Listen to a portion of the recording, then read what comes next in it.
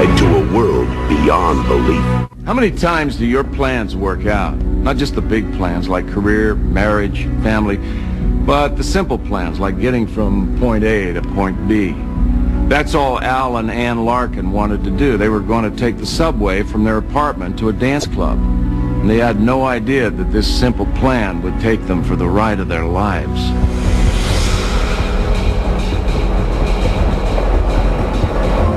Al and I were finally getting a night out together, something we both really needed. It was Al's first night off in a month, and he really wanted to stay home and sleep, but I insisted we go out. We lived near a new subway stop in downtown Los Angeles, and we decided to try it out. It was a decision neither one of us would ever forget. I was so excited to be out for the evening that I didn't even notice that we were the only ones standing on the subway platform. I was hoping for one of those romantic nights filled with spontaneous excitement, but Al was tired and it was all I could do to keep his spirits up. Besides, we were about to get all of the excitement we could handle. Oh, we won't be out late, okay? Dinner, a movie, that's all. Then we'll go home. Yeah, after midnight. Oh, come on. Hey, band leader? Oh, Undertaker.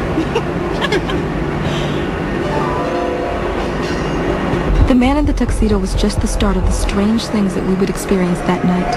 And as our subway pulled into the first stop, things just didn't seem right.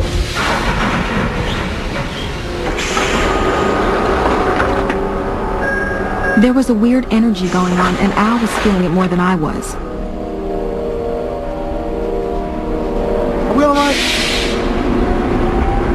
Are we on the right train? I don't know. Excuse me, does this train go to Melrose? This train goes nowhere.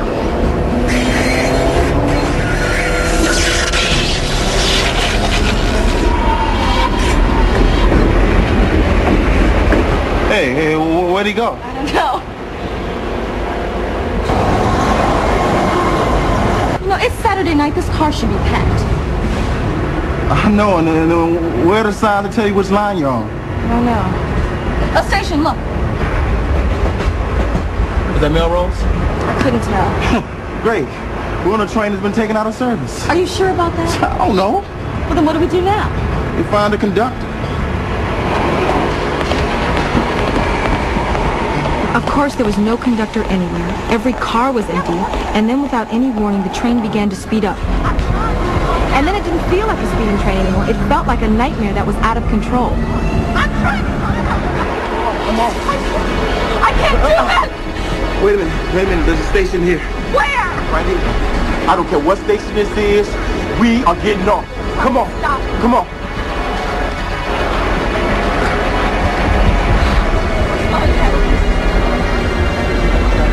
I couldn't believe it. The train seemed to actually be coming to a stop. I was just praying with all of my heart that the doors would open.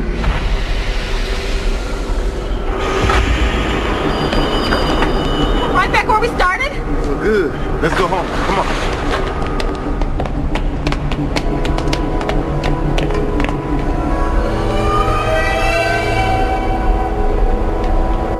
Unbelievably, we had only been gone for 30 minutes.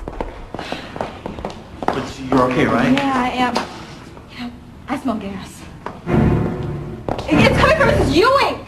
It was our next-door neighbor's apartment. Mrs. Ewing! Mrs. Ewing, it's me, Ann! Mrs. Ewing! Watch, I got this. Mrs. Ewing! Mrs. Ewing! Maybe we should call her stupid. Well, there isn't time! And then I remembered the key. Wait, the key! The key! Oh, the key. The chain! Mrs. Ewing! I got it. Mrs. Ewing! Al raced over to Mrs. Ewing while I turned off the gas. If it weren't for that train ride that scared us into coming back early, Mrs. Ewing would have surely died. Ewing! I should have gone into the other room to help Al, but something caught my eye. Come on, you gotta get out of here. Come on. Mrs. Ewing. Get out of here, baby. Come on.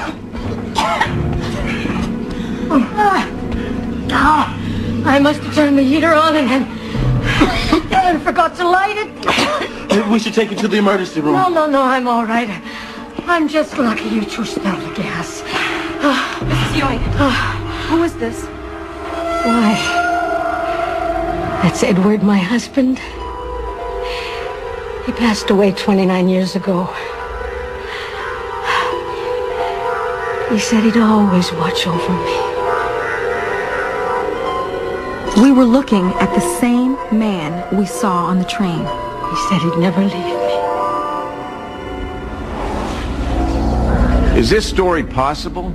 There are subway service trains that test equipment. They don't stop at any stations. They don't pick up any passengers, and they go at higher speeds than normal trains.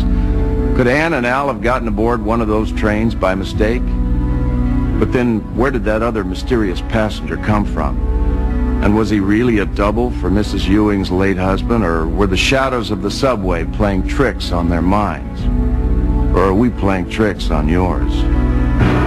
Was this story real? We'll find out at the end of our show. Next, a boy lives in fear of a monster in his closet on